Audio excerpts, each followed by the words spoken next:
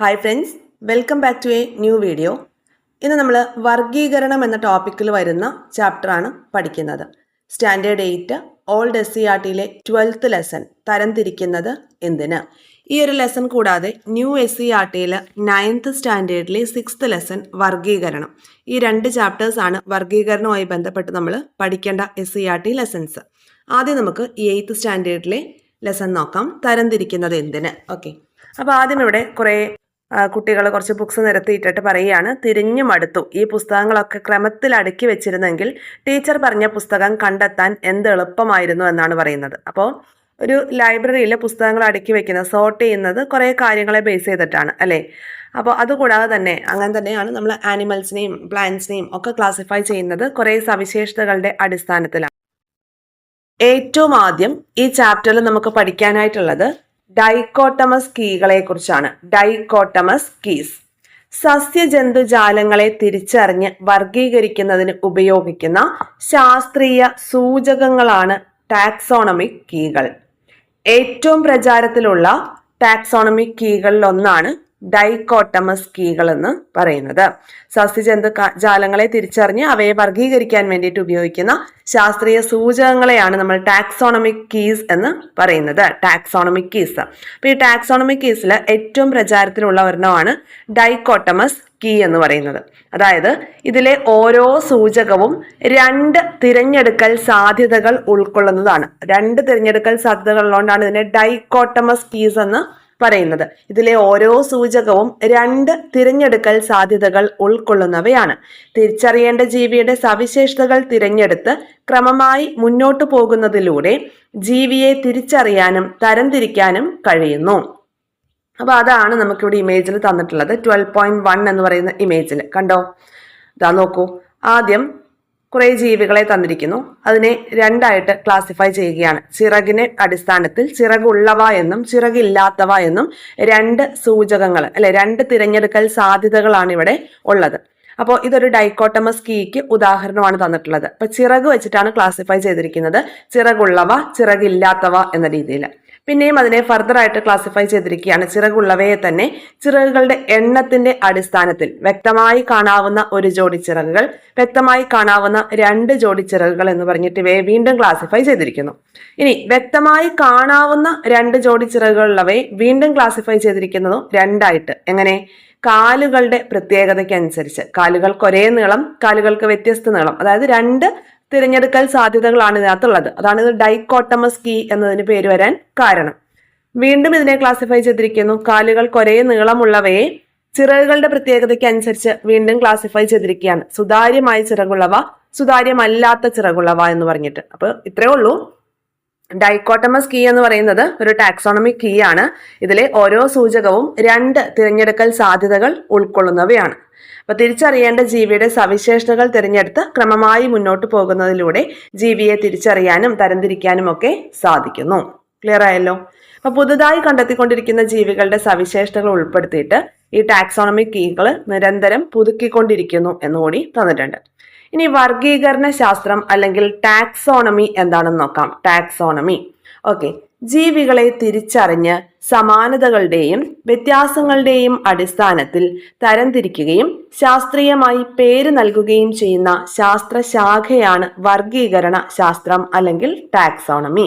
ജീവികളെ തിരിച്ചറിഞ്ഞ് സമാനതകളുടെയും വ്യത്യാസങ്ങളുടെയും അടിസ്ഥാനത്തിൽ തരംതിരിക്കുകയും ശാസ്ത്രീയമായി പേര് നൽകുകയും ചെയ്യുന്ന ശാസ്ത്രശാഖയാണ് ടാക്സോണമി അല്ലെങ്കിൽ വർഗീകരണ ശാസ്ത്രം എന്ന് പറയുന്നത്. വർഗീകരണത്തിനായി ജീവികളുടെ സ്വഭാവ സവിശേഷതകൾ, ബാഹ്യഘടന, ആന്തരഘടന, ജനിതക ഘടന, പരിണാമ ചരിത്രം എന്നിവയെല്ലാം പഠനവിധേയമാക്കേണ്ടതുണ്ട്. ഈ പഠനത്തിലൂടെ വിവിധ ജീവി വിഭാഗങ്ങൾ തമ്മിലുള്ള ബന്ധം തിരിച്ചറിയാനായിട്ട് സാധിക്കുന്നു. വിവിധ ഭൗമ മേഖലകളിലെ സസ്യജന്തുജാലങ്ങളെ കുറിച്ച് പൊതുവായിട്ടുള്ള ധാരണ ലഭിക്കുവാനും സഹായിക്കുന്നു. കൂടാതെ ലളിത ഘടനയുള്ളവയിൽ നിന്ന് സങ്കീർണ ഘടനയുള്ള ജീവികൾ രൂപപ്പെടുന്ന പരിണാമ ഘട്ടങ്ങൾ വിശദീകരിക്കാനും സഹായകമായ തെളിവുകളും വർഗീകരണ ശാസ്ത്രം നമുക്ക് തരുന്നു. അപ്പൊ വർഗീകരണ ശാസ്ത്രം അല്ലെങ്കിൽ ടാക്സോണമി എന്ന് പറഞ്ഞാൽ എന്താണ്? ജീവികളെ തിരിച്ചറിഞ്ഞ് അവയുടെ സമാനതകളുടെയും വ്യത്യാസങ്ങളുടെയും ഒക്കെ അടിസ്ഥാനത്തിൽ തരംതിരിക്കുകയും ശാസ്ത്രീയമായി പേര് നൽകുകയും ചെയ്യുന്ന ശാസ്ത്രശാഖയാണ് വർഗീകരണ ശാസ്ത്രം. അപ്പൊ ഈ വർഗീകരണ ശാസ്ത്രം വന്നതോട് കൂടിയിട്ട് ജീവികളെ കുറിച്ച് കൂടുതൽ അറിയാനായിട്ട് നമുക്ക് സാധിക്കുന്നുണ്ട്. എന്തിന്റെയൊക്കെ അടിസ്ഥാനത്തിലാണ്?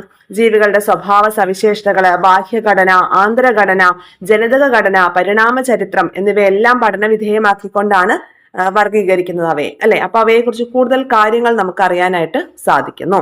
ഇനി പറയുന്നത് എന്താണ്? മനുഷ്യൻ ഉൾപ്പെടെയുള്ള എല്ലാ ജീവികളെയും സാമ്യതകളുടെയും വ്യത്യാസങ്ങളുടെയും അടിസ്ഥാനത്തിൽ വിവിധ വർഗീകരണ തലങ്ങളിൽ ഉൾപ്പെടുത്തിയിരിക്കുന്നു. വർഗീകരണ തലങ്ങൾ നിജപ്പെടുത്തി വർഗീകരണത്തിന് ശാസ്ത്രീയമായ അടിത്തറ നൽകിയ വ്യക്തിയാണ് കാൾ ലിനേയസ്. ഓക്കെ, അതുകൊണ്ട് തന്നെ അദ്ദേഹം വർഗീകരണ ശാസ്ത്രത്തിന്റെ പിതാവ് എന്ന് അറിയപ്പെടുന്നു. വർഗീകരണ ശാസ്ത്രത്തിന്റെ പിതാവ് എന്നറിയപ്പെടുന്ന വ്യക്തി ആരാണ്? കാൾ ലിനേയസ് ആണ്.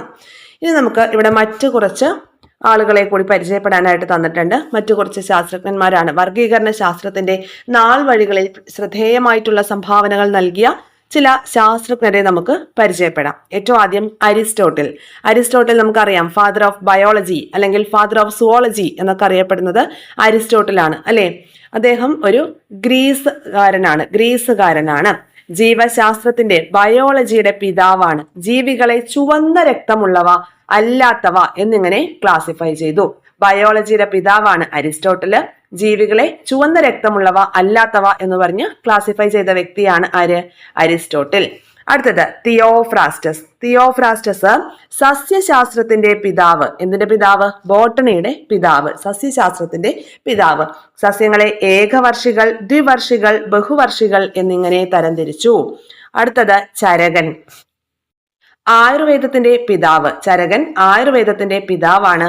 200ഓളം സസ്യജന്തുജാലങ്ങളെ ഉൾപ്പെടുത്തി ചരക സംഹിത എന്ന ഗ്രന്ഥം രചിച്ചു. ഇനി ജോൺ റേ, ഏറ്റവും ഇമ്പോർട്ടന്റ് ആയിട്ടുള്ള പേരാണ് ജോൺ റേ. എന്താണ്? അദ്ദേഹത്തിന്റെ ഒരു പുസ്തകമുണ്ട്, ഹിസ്റ്റോറിയ ജനറാലിസ് പ്ലാന്റേറം. 18,000-ലധികം സസ്യങ്ങളെ ഉൾപ്പെടുത്തിക്കൊണ്ട് അദ്ദേഹം എഴുതിയിട്ടുള്ള ഒരു പുസ്തകമാണ് ഹിസ്റ്റോറിയ ജനറാലിസ് പ്ലാന്റേറം. സ്പീഷീസ് എന്ന പദം ആദ്യമായി ഉപയോഗിച്ച വ്യക്തി ആരാണ്? വായിക്കുവാണ്. ആരാണ്? ജോൺ റേ ആണ് സ്പീഷീസ് എന്ന പദം ആദ്യമായി ഉപയോഗിച്ചത്. ഇനി നമ്മളിപ്പോ പറഞ്ഞ കാൾ ലിനേയസ്, സ്വീഡൻകാരനായിട്ടുള്ള കാൾ ലിനേയസ്, എന്താണ് നമ്മൾ പറഞ്ഞത്? വർഗീകരണ ശാസ്ത്രത്തിന്റെ പിതാവ്, ആധുനിക വർഗീകരണ ശാസ്ത്രത്തിന്റെ പിതാവ് എന്ന് അറിയപ്പെടുന്നു. വ്യത്യസ്ത വർഗീകരണ തലങ്ങൾ നിർദ്ദേശിച്ചു. ജീവികൾക്ക് ശാസ്ത്രീയ നാമം നൽകുന്ന ദ്വിനാമ പദ്ധതി ആവിഷ്കരിച്ചു. ദ്വിനാമ പദ്ധതി, ബൈനോമൽ നോമൻക്ലേച്ചർ എന്ന സംഭവം കൊണ്ടുവന്നത് ആരാണ്? കാൾ ലിനേയസ് ആണ്. അപ്പൊ വർഗീകരണ ശാസ്ത്രത്തിന്റെ പിതാവ്, അതുപോലെ തന്നെ എന്താണ്? ദ്വിനാമ പദ്ധതി, ജീവികൾക്ക് ശാസ്ത്രീയ നാമം നൽകുന്ന ദ്വിനാമ പദ്ധതി ആവിഷ്കരിച്ചു. കൂടാതെ 2 കിങ്ഡം ക്ലാസിഫിക്കേഷൻ ഒക്കെ വരുന്നുണ്ട്, നമ്മൾ പഠിക്കും. അപ്പൊ ഇത്രയും ആളുകളെ നമുക്ക് ഒന്നുകൂടി നോക്കിയിട്ട് വരാം. ആരൊക്കെയാണ്? അരിസ്റ്റോട്ടിൽ ഫാദർ ഓഫ് ബയോളജി അല്ലെങ്കിൽ ഫാദർ ഓഫ് സുവോളജി എന്നൊക്കെ അറിയപ്പെടുന്നത് ആരാണ്? അരിസ്റ്റോട്ടിൽ ആണ്. ജീവികളെ ചുവന്ന രക്തമുള്ളവ അല്ലാത്തവ എന്നിങ്ങനെ തരംതിരിച്ചു. ഇദ്ദേഹത്തിന്റെ ജീവിത കാലഘട്ടം BC 384 to BC 322. ഇനി തിയോഫ്രാസ്റ്റസ് സസ്യശാസ്ത്രത്തിന്റെ ബോട്ടണിയുടെ പിതാവാണ് തിയോഫ്രാസ്റ്റസ്. സസ്യങ്ങളെ ഏകവർഷികൾ, ദ്വിവർഷികൾ, ബഹുവർഷികൾ എന്നിങ്ങനെ തരംതിരിച്ചു. ചരകനാണെങ്കിൽ ആയുർവേദത്തിന്റെ പിതാവാണ്. 200ഓളം സസ്യജന്തുജാലങ്ങളെ ഉൾപ്പെടുത്തിക്കൊണ്ട് ചരക സംഹിത എന്ന ഗ്രന്ഥം രചിച്ചു. AD 1-ാം നൂറ്റാണ്ടിലാണ് അദ്ദേഹത്തിന്റെ ജീവിത കാലഘട്ടം. ഇനി ജോൺ റേ എന്ന് പറയുമ്പോൾ ഇംഗ്ലണ്ടുകാരനാണ്. 18,000-ലധികം സസ്യങ്ങളെ ഹിസ്റ്റോറിയ ജനറാലിസ് പ്ലാന്റേറം എന്ന പുസ്തകത്തിൽ രേഖപ്പെടുത്തി. അതുപോലെ സ്പീഷീസ് എന്ന പദം ആദ്യമായിട്ട് ഉപയോഗിച്ചു. അദ്ദേഹത്തിന്റെ ജീവിത കാലഘട്ടം പറയുന്നുണ്ടല്ലോ, AD 1627 മുതൽ 1705 വരെയാണ്. കാൾ ലിനേയസ് സ്വീഡൻകാരനാണ്. ആധുനിക വർഗീകരണ ശാസ്ത്രത്തിന്റെ പിതാവ്. അതുപോലെ തന്നെ ജീവികൾക്ക് ശാസ്ത്രീയ നാമം നൽകുന്ന ദ്വിനാമ പദ്ധതി ആവിഷ്കരിച്ചു. ഓക്കെ, വ്യത്യസ്ത വർഗീകരണ തലങ്ങൾ നിർദ്ദേശിച്ചു. അതൊക്കെ നമുക്ക് പഠിക്കാനായിട്ട് വരുന്നുണ്ട് ഡീറ്റെയിൽ ആയിട്ട് കേട്ടോ. അപ്പൊ ഇത്രയും കാര്യങ്ങൾ ക്ലിയർ ആയല്ലോ. ഇനി നമുക്ക് കാൾ ലിനേയസ് നിർദ്ദേശിച്ച വർഗീകരണ തലങ്ങൾ, അദ്ദേഹം എന്ത് പറഞ്ഞു? വ്യത്യസ്തമായിട്ടുള്ള വർഗീകരണ തലങ്ങൾ നിർദ്ദേശിച്ചു എന്ന് നമ്മൾ പറഞ്ഞു, അല്ലെ? അപ്പോൾ കാൾ ലിനേയസ് നിർദ്ദേശിച്ച വർഗീകരണ തലങ്ങൾ ഏതൊക്കെയാണെന്ന് നമുക്ക് നോക്കാം. ഓക്കെ, താഴെ മുതൽ മേളിലേക്ക് വരാം. Species, genus, family, order, class, phylum, kingdom. Kingdom. അപ്പൊ നോക്കിയേ, സ്പീഷീസ് മുതൽ ഇങ്ങനെ എന്താണ് കിങ്ഡത്തിലേക്ക് വന്നപ്പോ എന്താണ് എണ്ണം കൂടി കൂടി കൂടി വരികയാണ് അല്ലെ. അപ്പൊ നോക്കൂ, species, genus, family, order, class, phylum, kingdom എന്നിങ്ങനെയാണ് കാൾ ലിനേയസ് നിർദ്ദേശിച്ച വർഗീകരണ തലങ്ങൾ. അപ്പൊ നമുക്കിത് എങ്ങനെ ഓർത്ത് വെക്കാം? ഈ ഒരു ഓർഡർ നമ്മൾ ഓർത്ത് വെക്കണമല്ലോ. എങ്ങനെ ഓർത്ത് വെക്കാം? നമുക്ക് ഒരു കോഡ് പറയാം. ഇതൊക്കെ ഞാൻ പഠിക്കാൻ ഓർത്ത് വെക്കുന്ന കോഡുകളാണ്. നിങ്ങൾക്ക് യൂസ്ഫുൾ ആവുമെങ്കിൽ എടുക്കാം. KFC ഓഫ് GS എന്ന് ആലോചിക്കുക. KFC of GS. ഓക്കെ, അപ്പൊ അതിൽ K എന്ന് പറയുന്നത് kingdom, F phylum, C class, O order, F family, G genus, S species. KFC of GS. Okay, അങ്ങനെ ഒരു 5-6 പ്രാവശ്യം നമ്മൾ പഠിച്ചു കഴിയുമ്പോൾ നമുക്കത് കിട്ടും. അപ്പൊ നമുക്ക് ഈ ഒരു പിക്ചർ നോക്കുമ്പോൾ അറിയാനായിട്ട് സാധിക്കും, ഇതിൽ ഏറ്റവും കൂടുതൽ ജീവികൾ ഉൾപ്പെടുന്ന എവിടെയാണ്? കിങ്ഡത്തിലാണ് അല്ലേ, കിങ്ഡം. ഓക്കെ, അപ്പൊ നമ്മുടെ കോഡ് എന്താണ്? KFC of GS. ഇനി ഇവിടെ നോക്കിയേ, ജീവശാസ്ത്ര നിർവചന പ്രകാരം സ്വാഭാവിക ലൈംഗിക പ്രജനനത്തിലൂടെ പ്രത്യുൽപാദന ശേഷിയുള്ള സന്താനങ്ങളെ സൃഷ്ടിക്കാൻ കഴിയുന്ന ജീവികളുടെ ഗണത്തെയാണ് സ്പീഷീസ് എന്ന് പറയുന്നത്. സ്പീഷീസ് എന്ന പദം ആദ്യമായി ഉപയോഗിച്ചത് ജോൺ റേ ആണ്, നമ്മൾ ഓൾറെഡി പഠിച്ചു. ജീവശാസ്ത്ര നിർവചന പ്രകാരം സ്വാഭാവിക ലൈംഗിക പ്രജനനത്തിലൂടെ പ്രത്യുൽപാദന ശേഷിയുള്ള സന്താനങ്ങളെ സൃഷ്ടിക്കാൻ കഴിയുന്ന ജീവികളുടെ ഗണത്തെയാണ് സ്പീഷീസ് എന്ന് പറയുന്നത്. ഈ സ്പീഷീസ് ആണ് വർഗീകരണത്തിലെ അടിസ്ഥാന തലം.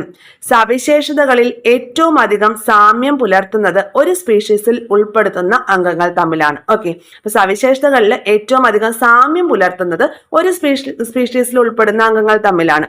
അതുപോലെ സമാനമായിട്ടുള്ള സ്പീഷീസുകൾ ചേർന്നുണ്ടാവുന്ന ജീവികളുടെ കൂട്ടത്തെയാണ് എന്ത് പറയുന്നത്? ജീനസ് എന്ന് പറയുന്നത്.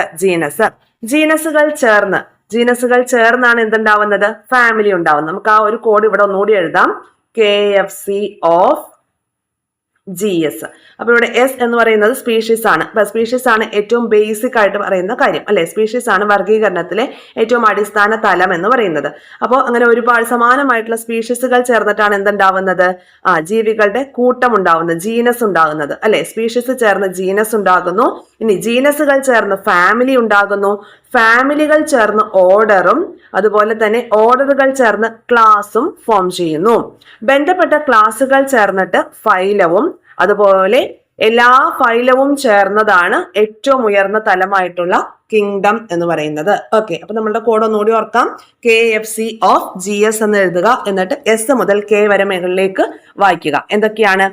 Species, genus, family, order, class, phylum, kingdom എന്നാണ് വായിക്കേണ്ടത്. മനസ്സിലായല്ലോ?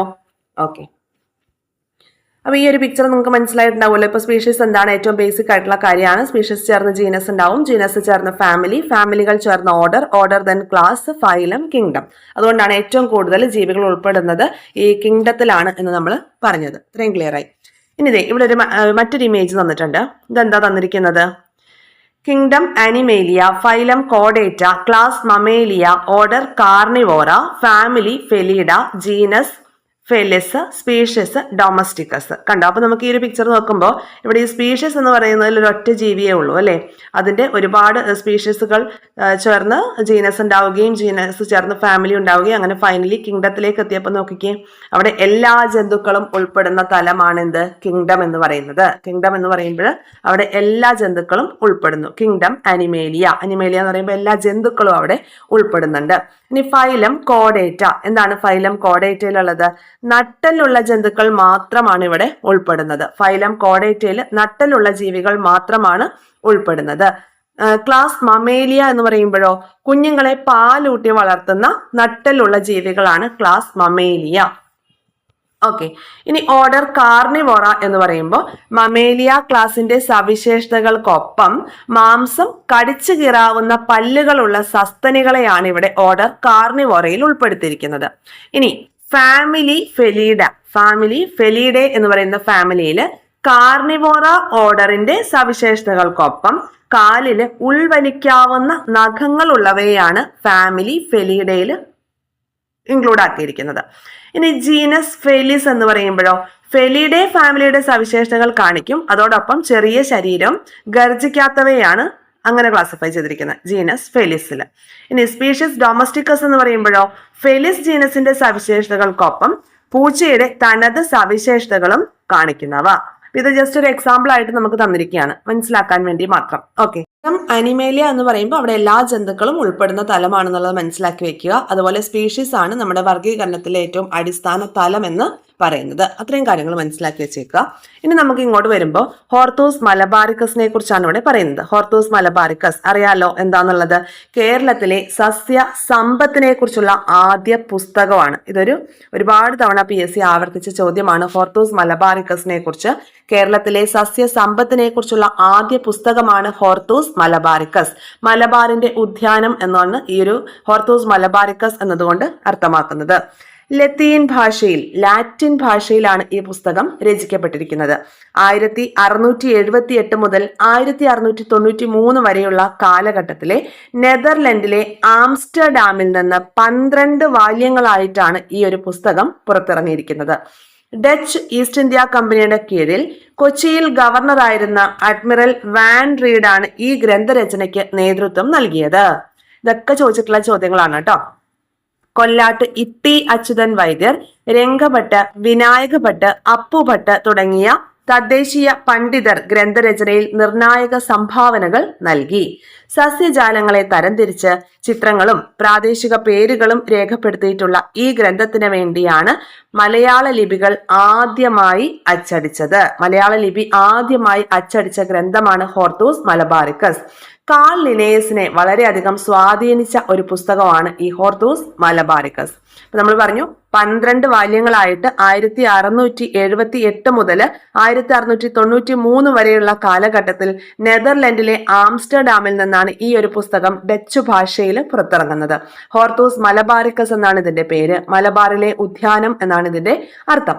ഓക്കെ, അപ്പോൾ ഈ ഒരു പുസ്തകത്തിന് നേതൃത്വം കൊടുത്ത വ്യക്തിയാണ് അന്ന് കൊച്ചിയിൽ ഗവർണറായിരുന്ന അഡ്മിറൽ വാൻ റീഡ്. അദ്ദേഹത്തെ സഹായിച്ച പ്രാദേശിക പണ്ഡിതരാണ് കൊല്ലാട്ട് ഇട്ടി അച്യുതൻ വൈദ്യർ, രംഗഭട്ട്, വിനായക ഭട്ട്, അപ്പുഭട്ട് എന്നിവർ. പിന്നെ തെങ്ങ് മുതൽ നമ്മുടെ ആല് വരെ ഉള്ള ഒരുപാട് സസ്യങ്ങളെ കുറിച്ച് ഈ ഒരു പുസ്തകത്തിൽ പറയുന്നുണ്ട്. ഈ പുസ്തകത്തിൽ പ്രതിപാദിക്കുന്ന ആദ്യത്തെ സസ്യം തെങ്ങും അവസാന സസ്യം ആലുവാണെന്നുള്ള കാര്യം ഓർത്തു വെച്ചേക്കുക. ഇതുകൂടാതെ ഈ ഒരു പുസ്തകം നമ്മൾ ലത്തീൻ ഭാഷയിലാണെന്ന് പറഞ്ഞു അല്ലേ. അപ്പൊ ലത്തീൻ ഭാഷയിലായിരുന്ന ഈ ഒരു പുസ്തകം ഇംഗ്ലീഷിലേക്കും മലയാളത്തിലേക്കും ട്രാൻസ്ലേറ്റ് ചെയ്ത ഒരു വ്യക്തിയുണ്ട്. ആരാന്ന് നിങ്ങൾക്ക് അറിയാലോ. ആരാണ്? ഡോക്ടർ KS മണിലാൽ ആണ്. Doctor KS Manilal. അപ്പൊ ഇത് നമുക്കൊന്ന് പഠിച്ചു വെക്കണം, കാരണം അദ്ദേഹം റീസെന്റ് ആയിട്ടാണ് മരണപ്പെട്ടത്. Doctor KS Manilal. അദ്ദേഹം മരണപ്പെട്ടത് 2025 ജാനുവരി 1 ഇദ്ദേഹം മരണപ്പെട്ടത്. പിന്നെ ഇദ്ദേഹത്തിന് 2020 പത്മശ്രീ അവാർഡൊക്കെ ലഭിച്ചിട്ടുണ്ട്. അപ്പൊ ഈ ഒരു കാര്യം ഓർത്തു വെച്ചേക്കുക. ഇദ്ദേഹമാണ് ഈ ഒരു പുസ്തകം ഇംഗ്ലീഷിലേക്കും മലയാളത്തിലേക്കും വിവർത്തനം ചെയ്തത്. ഇനി ഇവിടെ സസ്യവർഗീകരണ തലങ്ങളെ കുറിച്ച് തന്നിട്ടുണ്ട്. ജന്തുവർഗീകരണത്തെ കുറിച്ച് നമ്മൾ ഓൾറെഡി പറഞ്ഞു. അതുപോലെ സസ്യവർഗീകരണ തലങ്ങൾ എന്ന് പറഞ്ഞ് തന്നിരിക്കുന്നത് എന്താണെന്ന് നോക്കാം. സ്പീഷീസ് മുതൽ കിങ്ഡം വരെയുള്ള തലങ്ങളിൽ ഉൾപ്പെടുത്തി കാൾ ലിനേയസ് സസ്യങ്ങളെയും വർഗീകരിച്ചു. കാലാനുസൃതമായി ചില മാറ്റങ്ങൾ നിർദ്ദേശിക്കപ്പെട്ടിട്ടുണ്ടെങ്കിലും അടിസ്ഥാന വർഗീകരണ തലങ്ങളായി ഇവയെ തന്നെ ഇന്നും ഉപയോഗിക്കുന്നു.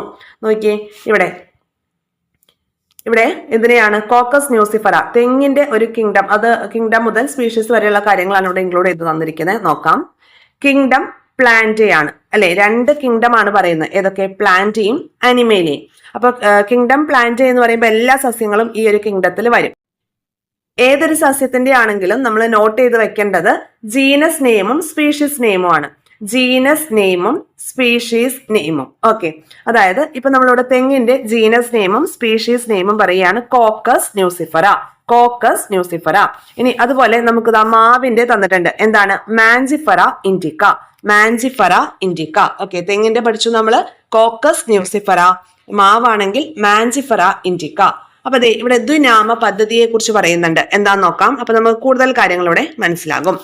ഒരേ ജീവി പല ഭാഷകളിലും പല പ്രദേശങ്ങളിലും പല പേരിൽ അറിയപ്പെടുന്നത് കൊണ്ടുള്ള ബുദ്ധിമുട്ടുകൾ പരിഹരിക്കുന്നതിന് വേണ്ടിയിട്ടാണ് ദ്വിനാമ പദ്ധതി ആവിഷ്കരിച്ചത്. ഫോർ എക്സാമ്പിൾ, ഈ ഒരു പക്ഷിയെ ചില സ്ഥലങ്ങളിൽ ഉപ്പൻ, ചെമ്പോത്ത്, ചകോരം എന്നൊക്കെ പറയും. പല പേരുകളാണ് പല സ്ഥലത്ത്. അതുപോലെ ഈ ഒരു മരത്തിന് വട്ട, പൊടുകണ്ണി, ഉപ്പുത്തി എന്നീ പേരുകളിലൊക്കെ അറിയപ്പെടുന്നുണ്ട്. അതുപോലെ നമ്മുടെ പപ്പായ, കപ്പളങ്ങ, കറമൂസ, ഓമയ്ക്ക എന്നൊക്കെ പറയും. പിന്നെ പഴുതാര, കരിങ്കണ്ണി, കൽക്കുന്നൻ, ചെതുമ്പൂരം എന്നൊക്കെ പറയുന്നുണ്ട്. അപ്പോൾ നമുക്ക് പല പേര്, നമുക്ക് പഴുതാര എന്നുള്ള പേര് ചിലപ്പോൾ അറിയാമായിരിക്കും. ചെതുമ്പൂരം എന്ന് പറയുന്ന പേര് നമ്മളെ സംബന്ധിച്ച് അത് എന്ത് ജീവിയാണെന്ന് മനസ്സിലാക്കാനുള്ള ബുദ്ധിമുട്ടുണ്ടായിരിക്കും. അപ്പോൾ പ്രാദേശികമായിട്ട് ഓരോ ജീവികളും പല പേരുകളിലാണ് അറിയപ്പെടുന്നത്. അപ്പോൾ അതിനുള്ള ബുദ്ധിമുട്ട് പരിഹരിക്കാൻ വേണ്ടിയിട്ടാണ് ദ്വിനാമ പദ്ധതി ആവിഷ്കരിക്കുന്നത്. അപ്പോൾ പൊതുവെ അംഗീകരിക്കപ്പെട്ട ശാസ്ത്രീയ നാമകരണമാണിത്. 2 പദങ്ങൾ ചേർന്നുള്ള ശാസ്ത്രീയ നാമകരണമാണ് ദ്വിനാമ പദ്ധതി, ബൈനോമിയൽ നോമൻക്ലേച്ചർ. ഈ ബൈനോമിയൽ നോമൻക്ലേച്ചർ കൊണ്ടുവന്നത് ആരാണ്? കാൾ ലിനേയസ് ആണ് ബൈനോമിയൽ നോമൻക്ലേച്ചർ കൊണ്ടുവന്നത്, അല്ലെങ്കിൽ ദ്വിനാമ പദ്ധതി ആവിഷ്കരിച്ചത്. ശാസ്ത്രീയ നാമത്തിലെ ആദ്യ പദം ജീനസിനെയും രണ്ടാമത്തെ പദം സ്പീഷീസിനെയുമാണ് സൂചിപ്പിക്കുന്നത്. ഓർത്തു വെക്കുക, ആദ്യ പദം ജീനസ്, രണ്ടാമത്തെ പദം സ്പീഷീസിനെയുമാണ് സൂചിപ്പിക്കുന്നത്. ഇപ്രകാരം പേര് നൽകുമ്പോൾ ഒരു ജീവിയുടെ ശാസ്ത്രീയ നാമം ലോകത്ത് എല്ലായിടത്തും ഒരുപോലെയായിരിക്കും. അതാണ് ഇപ്പൊ നമ്മൾ ഇവിടെ പഠിച്ച മാവിന്റെയും തെങ്ങിന്റെയും ശാസ്ത്രീയ നാമം. എന്തൊക്കെയാ പഠിച്ചത്? Caucus nucifera. കോക്കസ് എന്നുള്ളത് അതിന്റെ ജീനസ് നെയിമാണ്. തെങ്ങിന്റെ ജീനസ് നെയിമാണ് കോക്കസ്, സ്പീഷീസ് നെയിമാണ് ന്യൂസിഫറ. അപ്പോൾ ബൈനോമിയൽ നോമൻക്ലേച്ചർ അനുസരിച്ച് തെങ്ങിന്റെ ശാസ്ത്രീയ നാമം എന്താണ്? Caucus nucifera. അതുപോലെ മാവിന്റെ ആണെങ്കിലോ മാൻസിഫറ ഇൻഡിക്ക. അപ്പൊ അത് നമ്മൾ മനസ്സിലാക്കേണ്ടത് ആദ്യത്തെ ടേം ജീനസും രണ്ടാമത്തെ ടേം സ്പീഷീസും ആണ്. ഇനി ഹോമോ സാപ്പിയൻസ് എന്ന് നമ്മൾ ഹ്യൂമൻ ബീയിങ്സിനെ പറയുമ്പോൾ ഇതിൽ ഹോമോ എന്ന് പറയുന്നത് ജീനസ് നെയിമും സാപ്പിയൻസ് എന്ന് പറയുന്നത് സ്പീഷീസ് നെയിമും ആണെന്നുള്ള കാര്യം ഓർക്കുക. ക്ലിയർ ആയല്ലോ? അപ്പൊ ഇനി മറ്റു ഒരുപാട് ജീവികളുടെ ശാസ്ത്രീയ നാമങ്ങളൊക്കെ കണ്ടുപിടിക്കാനായിട്ട് കുട്ടികൾക്ക് കൊടുത്തിട്ടുണ്ട്. നമുക്കിവിടെ സൈഡിൽ തന്നിട്ടുള്ള കാര്യങ്ങളൊന്ന് നോട്ട് ചെയ്തേക്കാം. കാസിയ ഫിസ്റ്റുല എന്താണ്? കണിക്കൊന്നയാണ്. കാസിയ ഫിസ്റ്റുല ഇതൊക്കെ LGS ചോദിച്ചിട്ടുള്ള ചോദ്യങ്ങളാണ്. അതുപോലെ തന്നെ കോർവസ് സ്പ്ലെൻഡൻസ് എന്താണ്? കോർവസ് സ്പ്ലെൻഡൻസ് എന്ന് പറയുന്നത് എന്താണ്? കാക്കയാണ്, കാക്ക. ഇനി ബോസ്റ്റോറസ് എന്താണ്? പശുവാണ്. ബോസ്റ്റോറസ് പശു. ക്ലിയർ ആയല്ലോ? ഇനി അടുത്തൊരു ഭാഗത്തേക്ക് വരാം. കൂടുതൽ ശരിയിലേക്ക് എന്ന് പറഞ്ഞിട്ട് അടുത്തൊരു ഭാഗം തന്നിട്ടുണ്ട്. മുൻപ് നിലവിലുണ്ടായിരുന്ന 2 കിങ്ഡം വർഗീകരണ രീതി അനുസരിച്ച് ജീവജാലങ്ങളെ പ്ലാന്റ്, അനിമേലിയ എന്നിങ്ങനെ 2 വലിയ വിഭാഗങ്ങളിലാണ് ഉൾപ്പെടുത്തിയിരുന്നത്. പ്ലാന്റ് എന്നും അനിമേലിയ എന്നും 2 വിഭാഗങ്ങളായിട്ടാണ് കാൾ ലിനേയസ് ആദ്യം അതിനെ ഡിവൈഡ് ചെയ്തിരുന്നത്. Okay, 2 kingdom classification. ഓക്കെ, അപ്പൊ ഇതാണ്, ഈ ഒരു ഭാഗത്തെയാണ് നമ്മൾ 2 കിങ്ഡം ക്ലാസിഫിക്കേഷൻ എന്ന് പറയുന്നത്. എന്താണ്? പ്ലാന്റ്, അനിമേലിയ എന്ന് പറയുന്ന 2 വലിയ കിങ്ഡം മാത്രമേ ഉണ്ടായിരുന്നുള്ളൂ. എന്നാൽ ജീവലോകത്തെ വൈവിധ്യത്തെക്കുറിച്ച് പിന്നീട് നേടിയ അറിവുകളുടെ വെളിച്ചത്തിൽ റോബർട്ട് H. വിറ്റാക്കർ എന്ന അമേരിക്കൻ ശാസ്ത്രജ്ഞൻ ജീവികളെ 5 കിങ്ഡങ്ങളായി ഡിവൈഡ് ചെയ്തു. 5 കിങ്ഡങ്ങളായി തരംതിരിച്ചത് റോബർട്ട് H. വിറ്റാക്കർ ആണ്. Robert H. വിറ്റാക്കർ. അപ്പൊ ഈ 5 കിങ്ഡം ക്ലാസിഫിക്കേഷനിലെ ഈ 5 കാര്യങ്ങൾ എന്തൊക്കെയാണെന്ന് നമുക്ക് നോക്കാം. മോനെ പൊട്ടാ, ഞാനൊരു 5 വിറ്റ് പറയാം. ഫാസ്റ്റ് ആണ് പ്ലാന്റ്സും ആനിമൽസും. നിങ്ങൾ വിചാരിക്കുന്നുണ്ടാവും എന്താ ഈ ബന്ധമില്ലാതെ എന്തൊക്കെയോ പറയുന്നതെന്നല്ലേ. ഈ ഒരു 5 കിങ്ഡം ക്ലാസിഫിക്കേഷൻ പഠിക്കാൻ ഒരു ജസ്റ്റ് കോഡ് പറഞ്ഞതാണ്. ഇതാണ് കോഡ്. മോനെ പൊട്ട 5 വിറ്റ് പറയാം. ഫാസ്റ്റ് ആണ് പ്ലാന്റ്സും ആനിമൽസും. ഓക്കെ, അപ്പോൾ എന്താണ് ഇവിടെ ഉദ്ദേശിച്ചതെന്ന് വെച്ചാൽ മോനെ എന്നുള്ളതിൽ നിന്ന് മൊനീറ. ഓക്കെ, മോനെ എന്ന് പറയുമ്പം മൊനീറ എന്ന് പറയുന്ന ഈ ഒരു കിങ്ഡമാണ് പറഞ്ഞത്. പൊട്ട എന്നുള്ളതിൽ നിന്ന് പ്രോട്ടിസ്റ്റ നമുക്ക് കിട്ടും. 5 വിറ്റ് എന്ന് ഉദ്ദേശിച്ച എന്താണെന്നറിയാമോ? 5 കിങ്ഡം ക്ലാസിഫിക്കേഷൻ ആരാണ് കൊണ്ടുവന്നത്? Robert H. Whittaker. Robert H. Whittaker. Okay, ഇനി ഫാസ്റ്റ് ആണ് എന്ന് പറയുമ്പോൾ അവിടെ നമുക്ക് ഫഞ്ചൈ കിട്ടുമല്ലോ, ഫഞ്ചൈ കിട്ടും. പിന്നെ പ്ലാന്റ്സും അനിമൽസും, പ്ലാന്റ് എന്നുള്ളതും അനിമൽസിൽ നിന്ന് അനിമേലിയ എന്നുള്ളതും നമുക്ക് കിട്ടും. അങ്ങനെ 5 കിങ്ഡംസും ഓർഡറിൽ പഠിക്കാനായിട്ട് സാധിക്കുവേ. മോനെ പൊട്ട 5 വിറ്റ് പറയാം. ഫാസ്റ്റ് ആണ് പ്ലാന്റ്സും ആനിമൽസും. 5 വിറ്റൊന്നും ഇല്ലെങ്കിലും നമുക്ക് എക്സാം ഹാളിൽ ഇരിക്കുമ്പോൾ ഇതൊന്ന് ഓർഡറിൽ ഓർക്കണമെങ്കിൽ ഈ ഒരു കോഡ് ഓർത്താൽ നമുക്ക് കിട്ടും. ആരാണ് 5 കിങ്ഡം ക്ലാസിഫിക്കേഷൻ കൊണ്ടുവന്നത്? ആരാണ്? Robert H. വിറ്റാക്കർ ആണ്. പിന്നെ എന്തൊക്കെയാണ് ഈ കിങ്ഡംസ് എന്ന് പറയുന്നത്? Monera, protista, fungi, plant, animalia. കിട്ടുന്നവർ ഇത് ഉപയോഗിക്കുക, അല്ലാത്തവർ അതങ്ങ് സ്കിപ്പ് ചെയ്തേക്കാം കേട്ടോ. ഓക്കെ, അപ്പോൾ നമുക്ക് ഈ കിങ്ഡത്തിലേക്ക് വരാം. മൊണീറ എന്ന് പറയുന്ന കിങ്ഡത്തിൽ ഉൾപ്പെടുന്ന ജീവികൾ എന്ന് പറയുന്നത് ബാക്ടീരിയ ആണ്. ന്യൂക്ലിയസ് ഇല്ലാത്ത ഏകകോശ ജീവികളാണ് അല്ലേ ബാക്ടീരിയകൾ. ന്യൂക്ലിയസ് ഇല്ലാത്ത ഏകകോശ ജീവികളാണ് കിങ്ഡം മൊണീറയിൽ ഉൾപ്പെടുന്നത്. ഇനി പ്രോട്ടിസ്റ്റ എന്ന് പറയുമ്പം അമീബയാണ് ഉദാഹരണമായിട്ട് നമുക്ക് പറയാവുന്നത്. ന്യൂക്ലിയസോട് കൂടിയ ഏകകോശ ജീവികൾ. ആദ്യത്തെ ക്ലാസിഫിക്കേഷൻ മൊണീറയിൽ ആദ്യത്തെ കിങ്ഡത്തിൽ എന്താ വരുന്നത്? ബാക്ടീരിയയാണ്. ന്യൂക്ലിയസ് ഇല്ലാത്ത ഏകകോശ ജീവികൾ.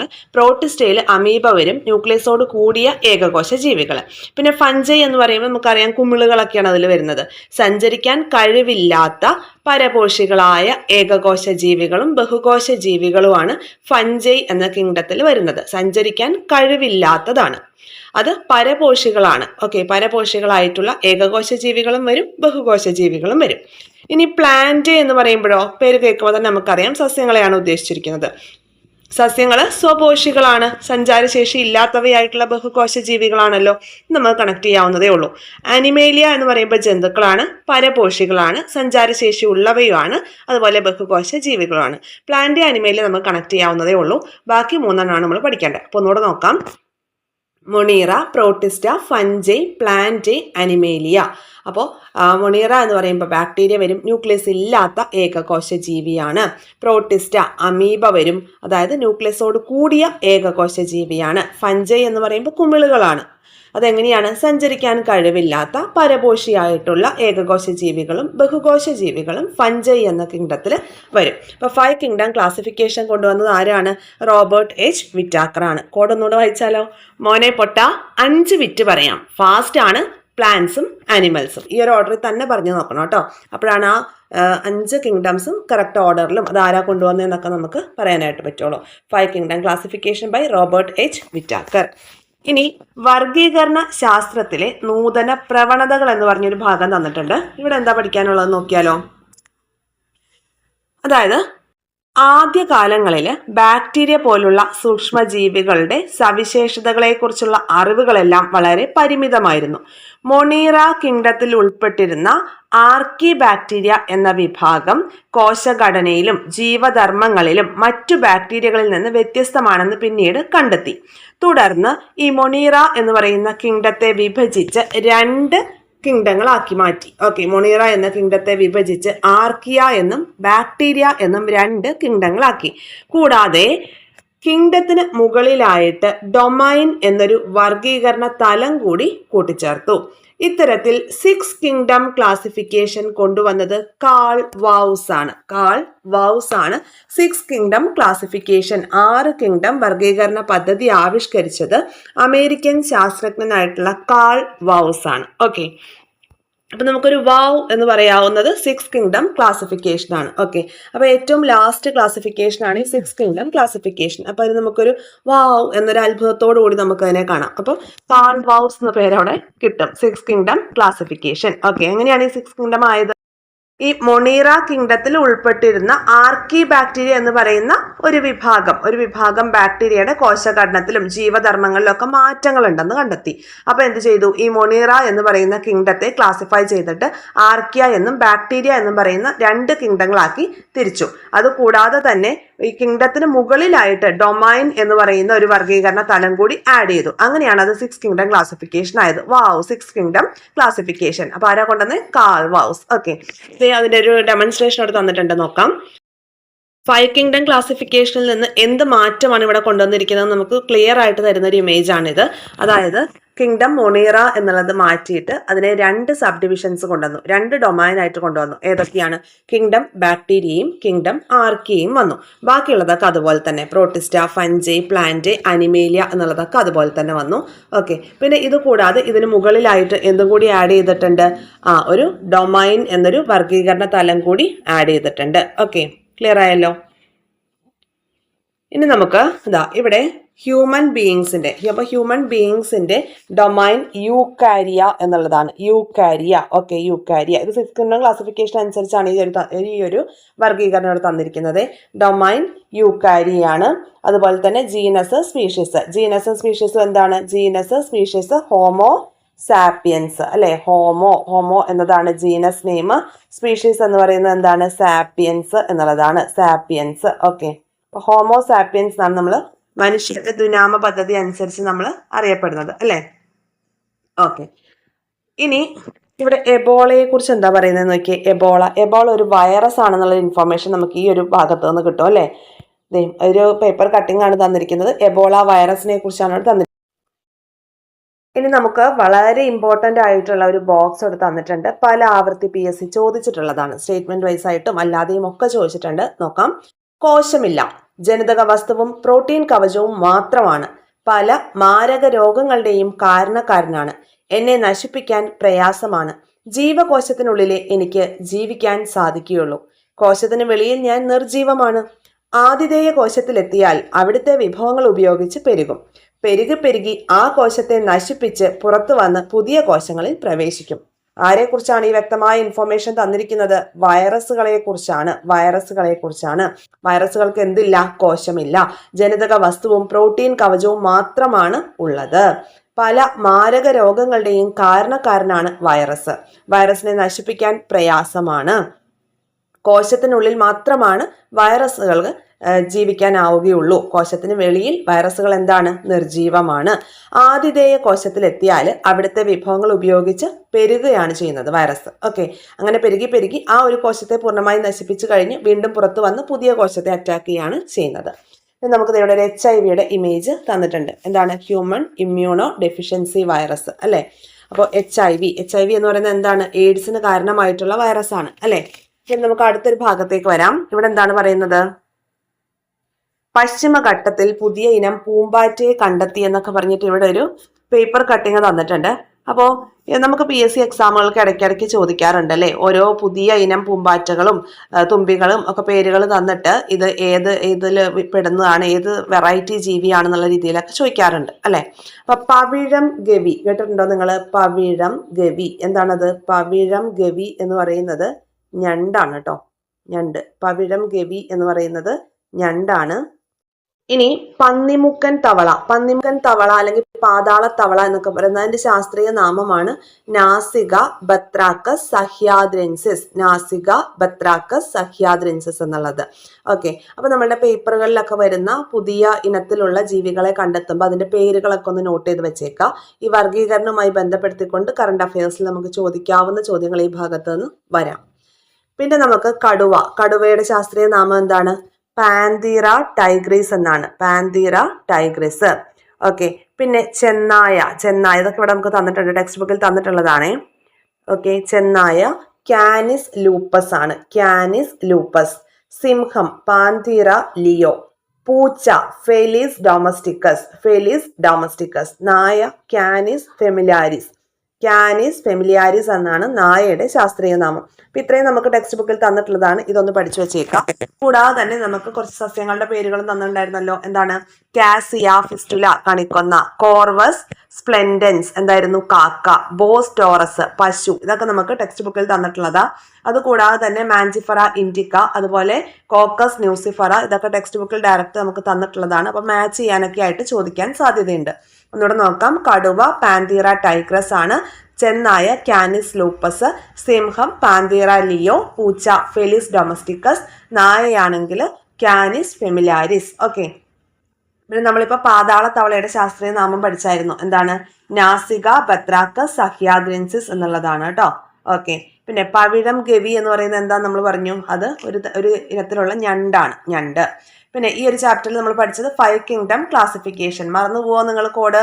ആ 5 കിങ്ഡം ക്ലാസിഫിക്കേഷൻ 5 വിറ്റും നമ്മൾ പറഞ്ഞു അല്ലേ? അപ്പൊ റോബർട്ട് H. വിറ്റാക്കർ ആണ്. അതുപോലെ 6 കിങ്ഡം ക്ലാസിഫിക്കേഷൻ എന്താണ്? കാൾ വാവ്സ് ആണ്. ഓക്കെ, അപ്പൊ ഇത്രയും കാര്യങ്ങളൊക്കെയാണ് ഈ ഒരു ഭാഗത്ത് വരുന്നത്. ഇനി നമുക്ക് പുതിയ SCERT-യിൽ 9th സ്റ്റാൻഡേർഡിൽ വർഗീകരണം എന്ന പേരിൽ തന്നെ ഒരു ലെസൺ ഉണ്ട്. അതുകൂടി പഠിക്കണം. അത് തൊട്ടടുത്ത ദിവസം വർഗീകരണം എന്ന ചാപ്റ്റർ നമ്മൾ കംപ്ലീറ്റ് ചെയ്യും കേട്ടോ. അപ്പോൾ നമ്മളുടെ ഈ ഒരു SCERT സീരീസ് നിങ്ങൾ കറക്റ്റായിട്ട് ഫോളോ ചെയ്യുന്നുണ്ടോ? നിങ്ങളുടെ അഭിപ്രായങ്ങൾ എന്തൊക്കെയാണ് ക്ലാസ്സിനെ സംബന്ധിച്ചുള്ളത് എന്നൊക്കെ നമ്മുടെ കമന്റ് ബോക്സിൽ രേഖപ്പെടുത്തുക. കൂടാതെ തന്നെ ഷെയർ ചെയ്ത് നിങ്ങളുടെ ഫ്രണ്ട് സർക്കിളിലേക്ക് കൂടി എത്തിക്കുക. LP UPയുടെ സിലബസ് ഓറിയന്റഡ് ആയിട്ടുള്ള ക്ലാസ്സുകളും ഓൾട്ടർനേറ്റീവ് ഡേയ്സിൽ നമ്മൾ അപ്ലോഡ് ചെയ്യുന്നുണ്ട്. അതുകൂടി കാണുക. കൂടാതെ ടെലഗ്രാം ചാനലിലേക്ക് ജോയിൻ ചെയ്യാൻ താല്പര്യമുള്ളവർക്ക് ടെലഗ്രാം ചാനലിലേക്ക് ജോയിൻ ചെയ്യാം. അവിടെ ഓരോ ചാപ്റ്ററുമായി ബന്ധപ്പെട്ടിട്ടുള്ള ചോദ്യങ്ങൾ പരിചയപ്പെടാനുള്ള അവസരങ്ങളും വീക്ക്ലി എക്സാംസും റിവിഷൻ പ്ലാനോട് കൂടിയിട്ട് നമ്മൾ ഓരോ കാര്യങ്ങൾ റിവൈസ് ചെയ്ത് പോവുകയും ഒക്കെ ചെയ്യുന്നുണ്ട് അല്ലേ? SCERT ഫിസിക്സ് ആണ് ഇപ്പം നിലവിൽ റിവിഷൻ പൊയ്ക്കൊണ്ടിരിക്കുന്നത്. അപ്പോൾ അതിൻ്റെ എക്സാംസ് ഒക്കെ കണ്ടക്ട് ചെയ്യുന്നുണ്ട്. ഇതൊക്കെ കംപ്ലീറ്റ്ലി ഫ്രീ ആണ്. അപ്പോൾ മാക്സിമം നിങ്ങൾ യൂട്ടിലൈസ് ചെയ്യുക. നമ്മുടെ ചാനൽ നിങ്ങൾക്ക് യൂസ്ഫുൾ ആകുന്നുണ്ടെങ്കിൽ സബ്സ്ക്രൈബ് ചെയ്ത് കാണുക. അതുപോലെ ലൈക്ക് ചെയ്യുക, ഷെയർ ചെയ്യുക, ഹൈപ്പ് ചെയ്യുക. താങ്ക്